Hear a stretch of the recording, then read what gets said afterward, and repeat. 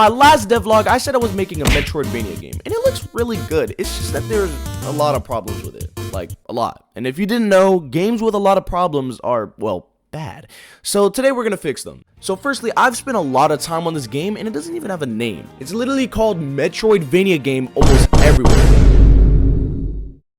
So I need a name for my game. I started looking in the comments on some of my posts, and there was a lot that I liked, but I think the best one fitting the game was Leap of Faith. So yeah, I could switch the name from Leap of Faith to, Metroidvania. Alright, so I got a name, but another one of the problems I find for the game, which I thought would be fine, is the environment. Now, not to be mistaken, I love the environment. I just simply don't think after writing onto the story a little bit more that it really honestly doesn't fit at all. I'm not gonna completely get rid of it. I just think for now it should look, well, different. So can you guess what I did? I made it look different. But there's a problem with it now, and the solution that we need is auto tiling.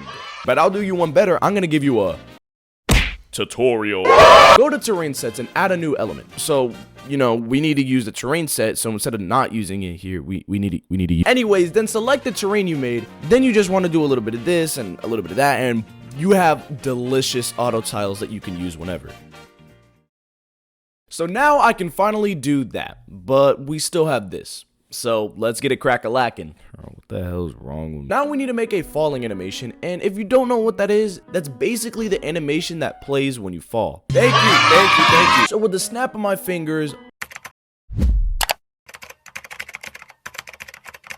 boom, we have a complex, sophisticated falling animation. It could use a little bit of tweaking, but it looks good right now. Oh, and if you're wondering how I make it play when it falls, I just play it when the velocity is greater than 0.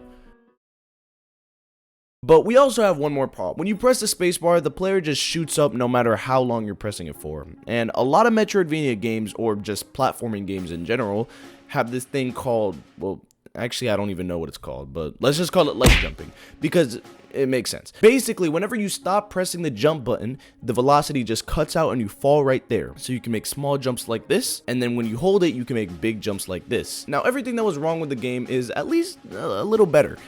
Well, besides the attack animation. Honestly, I just don't really like it, and I feel like maybe I should use this for something else, but you guys let me know.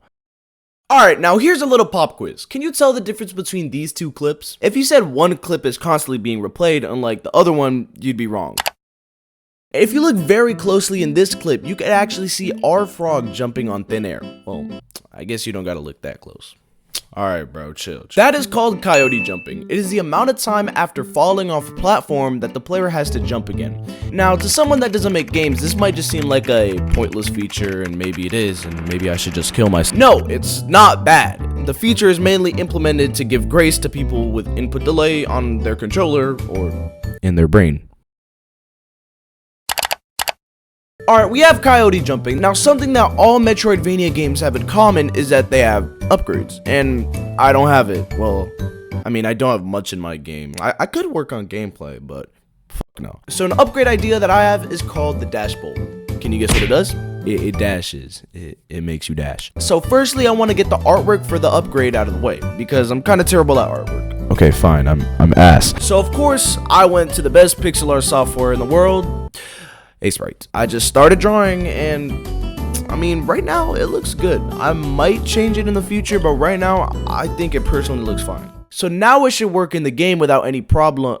Oh right, I need a code. Making dash code is actually easier than I expected, and this is all the code I used. So now I made it when you interact with the upgrade, you can dash. Now it's pretty obvious that any Metroidvania, in fact any game at all, doesn't give you an upgrade for free right in front of your face. So I need to hide it somewhere in this area. So let's just, I kind of forgot. I need to make a map and stuff. Right now, I'm just using something called pen and paper, which costs around, I think, like AI said, $20 to $50 at your local Walmart. And yeah, I've just been sketching it out on there. I don't really know if there's a software that people do to make map making easier. Y'all can let me know in the comments, but it's working pretty well. And wait, you thought I was gonna show you the map? You really thought I was gonna show you the map? You're gonna have to wait for the next video.